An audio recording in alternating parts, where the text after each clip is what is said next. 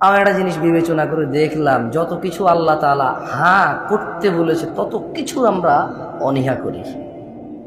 উনি বলেছে বিয়ে করো, 2টা 3টা 4টা পছন্দ মতো তৌফিক অনুযায়ী। আমরা প্রেম করি 2টা 3টা 4টা সিম দিয়ে। আপনি দেখেন, উনি বলছে বিয়ে করো 2টা 3টা 4টা, আমরা করি প্রেম 2টা 3টা 4টা। উনি বলেছে, মুহাম্মদ সাল্লাল্লাহু আলাইহি ওয়াসাল্লাম বলছে তোমরা বেশি বেশি বাচ্চা কাচ্চা নাও, তাহলে আমার উম্মত ভারী হবে, কিয়ামতে আমি বিশাল এক জনসমুদ্র নিয়ে ইনশাআল্লাহ জান্নাতে প্রবেশ করব। আমরা বলি একটা যথেষ্ট। কয়টা যথেষ্ট? একটা যথেষ্ট। উনি বলেছে বিয়ে করো রিজিক বাড়বে, আমরা বলি আগে চাকরি বাকরি এস্টাবলিশ হয় তারপরে বিয়ে। এভরিথিং উল্টা। উনি বলেছে মেয়েরা মোহর পাবে, আমরা নেই যৌতুক। তুমি দেখছো? একটু চিন্তা করে দেখো না। উনি বলছে দাড়ি রাখো, আমরা কাটি। উনি বলছে নখ কাটো, আমরা নখ এত লম্বা রাখি। তুমি বুঝতেছো না ভাই, আসলে এটা ও নখ রাখার শখ না, জাস্ট আল্লাহর বিরুদ্ধাচারণ করা, রাসূলের বিরুদ্ধাচারণ করাই হচ্ছে ওর উদ্দেশ্য। ওর জীবনের একটা এইম হয়ে গেছে। এই যে এখানে দাড়ি কাটা মানুষগুলো বসে আছে, ওরা যদি বলা হয় এই দাড়ি যদি তুই না কাটিস ভাই তোর কি লস, একটা লস দেখাইতে পারবে না।